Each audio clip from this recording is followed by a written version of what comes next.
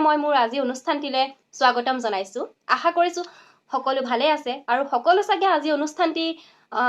কিহৰ কাৰণে কৰিব গৈ আছোঁ গম পাইছেই আগতেই আৰু আপোনালোক চাগে অধীৰ আগ্ৰহেৰে বাট চাই আছে আৰু দেখিবলৈ পাইছেই আজি আমাৰ মঞ্চত আছে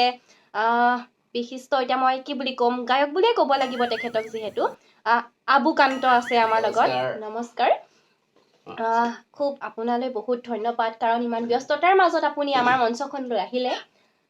যিহেতু আপোনালোকে গম পাইছে তেওঁ বৰ্তমান এটি গীতৰ জৰিয়তে অসমৰ গোটেই চুকে কোণে আকাশে বতাহে তেওঁৰ নামটো বৰ্তমান সকলোৱে জানে ৰাইজৰ উৎসাহত আগবাঢ়ি আহিছোঁ হতা মাতটোলৈ তেওঁ আহিছে আৰু মইনো কিয় পিছ পৰি থাকোঁ সেইকাৰণে ভাবিলোঁ ময়ো তেওঁক মোৰ মঞ্চখনলৈ মাতোঁ ময়ো তেওঁৰ মনৰ কথা পাতোঁ ময়ো তেওঁৰ গীত শুনো নিশ্চয় আপুনি যেতিয়া আজি আহিছে আমাক নিশ্চয় এটি গীতৰ কলি সৰুকৈ শুনাবই নিশ্চয় মাইক্ৰফোনটো দিব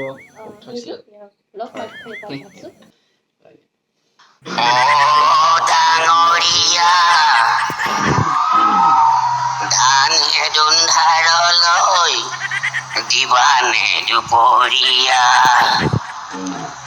মৰা পালো জীয়া পালো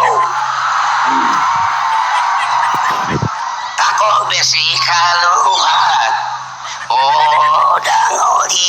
গানটো শুনিলে আপোনালোকে ময়ো শুনিলোঁ মোৰ বহুত ভাল লাগিলে বহুত ভাল লাগিলে আপুনি গাই দিলে এতিয়া আপোনাৰ অকণমান মই আপোনাৰ জীৱনৰ কথা পাতোঁ আপুনি কেনেকৈ গানৰ প্ৰতি আকৃষ্ট হ'ল কেতিয়াৰ পৰা আপুনি গান গাবলৈ ল'লে সেয়া চাগে দৰ্শকেও চাবলৈ জানিবলৈ বিচাৰিব নিশ্চয় নহয় জানো মোৰো মন গৈছে জানিবলৈ গতিকে কওকচোন গান বুলি ক'বলৈ গ'লে আচলতে মোৰ মানে সাধনা নাছিলে কিন্তু সৰুৰে পৰা মানে গান গোৱা এটা ইচ্ছা আছিলে কিন্তু সেইটো মানে পোৱাগৈ নাছিলোঁ কিন্তু কিবা টাৰ্ণিং পইণ্ট এটা থাকে ন সেই বস্তুটো মই পোৱা নাছিলোঁ মই যেতিয়া গৰু চৰাব গৈছিলোঁ তেতিয়া পৃথিৱীত কেঁচুৱে হয়তো প্ৰথম সুৰংগ খান্দিছে সেইবিলাক সুৰংগ হৈছে হয় তেতিয়া দিনৰে কথা সেই সময়তে মানে মোৰ সেই সময়ত গৰু চৰাবলৈ যাওঁতেই মানে মোৰ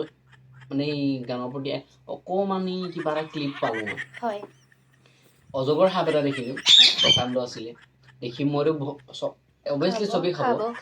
পলালোঁ মানে একদম দৌৰি আহোঁতে উজুতি খাই পাইছোঁ পৰিছোঁ মানে ঔ মা চিঞৰি আহিছোঁ তেতিয়া এই ঔ মা পাও যিটো চিঞৰ ওলালে মোৰ বুলি আৰু মোৰ এটা সুৰত ওলালে চাৰেগামা পা সুৰত সেইটোৰ পৰা মোৰ সুৰটো আনিলোঁ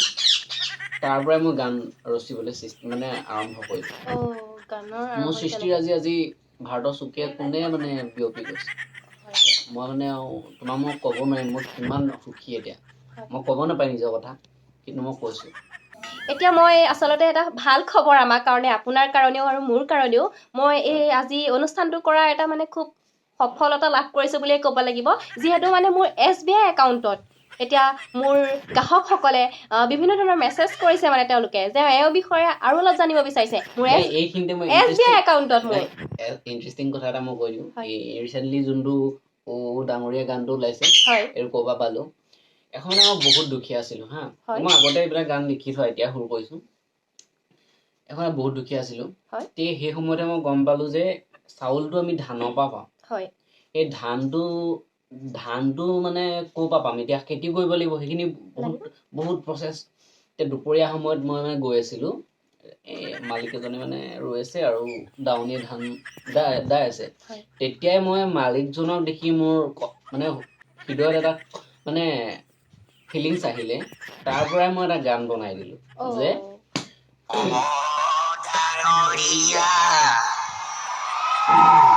ধানে দুন্ধাৰলৈ দিবানে দুপৰীয়া ইতিমধ্যে মোৰ অনুষ্ঠান সামৰাৰ সময় হৈ আহিছে আচলতে মন নাই যদিও সময়ৰ আহ্বান মানিবতো লাগিবই আজি অনুষ্ঠান মোৰ সামৰিবলৈ হ'ল গতিকে আপোনালোকে মোৰ অনুষ্ঠানটি চাবলৈ নাপাহৰিব প্ৰতিদিন মই আহি থাকিম নতুন নতুন অতিথি আনিম তেওঁলোকৰ মনৰ কথা আৰু ব্যক্তিগত জীৱনৰ কথা মই আপোনালোকক জনাবলৈ চেষ্টা কৰি আহিছোঁ আৰু আগলৈ কৰি যাম গতিকে প্ৰতি সন্ধ্যা মোৰ অনুষ্ঠানটো আপোনালোকে চাবলৈ নাপাহৰিব আৰু শেষত মহোদয় আপোনাক বহুত বহুত ধন্যবাদ আপোনাৰ বহুমূলীয়া সময়খিনি মোৰ অনুৰোধ মৰ্মে আহি আপুনি আমাক দিলে দৰ্শকসকলক আপোনাৰ মনৰ কথা জনালে গান শুনালে তাৰ বাবে বহুত বহুত ধন্যবাদ আপোনাকো অশেষ ধন্যবাদ জনাইছোঁ মোৰ সুপ্ত প্ৰতিভাক আপুনি সন্মান জনাই বিচাৰি আনি মোক আপোনাৰ অনুষ্ঠানলৈ স্বাগতম জনালে অশেষ ধন্যবাদ জনাইছোঁ। লগতে মোৰ অনুৰাগীসকল সকলোকো মৰম শ্ৰদ্ধা জনাইছোঁ। আপোনালোকেও আপোনালোকৰ মৰম আশীৰ্বাদেৰে মোক আগবাঢ়ি যোৱাত সহায় কৰিব বুলি মই আশা ৰাখিছোঁ। আৰু এই অনুষ্ঠানটি আপোনালোকে চাবলৈ নাপাহৰিব। প্ৰতি সোমবাৰৰ পৰা বহাগ মাহলৈ চলি থাকিব। আৰু মই আপোনাৰ ভৱিষ্যত জীৱন ভাল হওক আৰু ধুনীয়া ধুনীয়া গান গাই যাওক, মই তাকে বিচাৰোঁ। নিশ্চয়। আপোনালোকেতো জানেই মই প্ৰতি সন্ধ্যা আপোনালোকৰ মাজলৈ আহোঁ। গতিকে মই আজিলৈ বিদায় লৈছোঁ। আকৌ কাইলৈ আহি আছোঁ।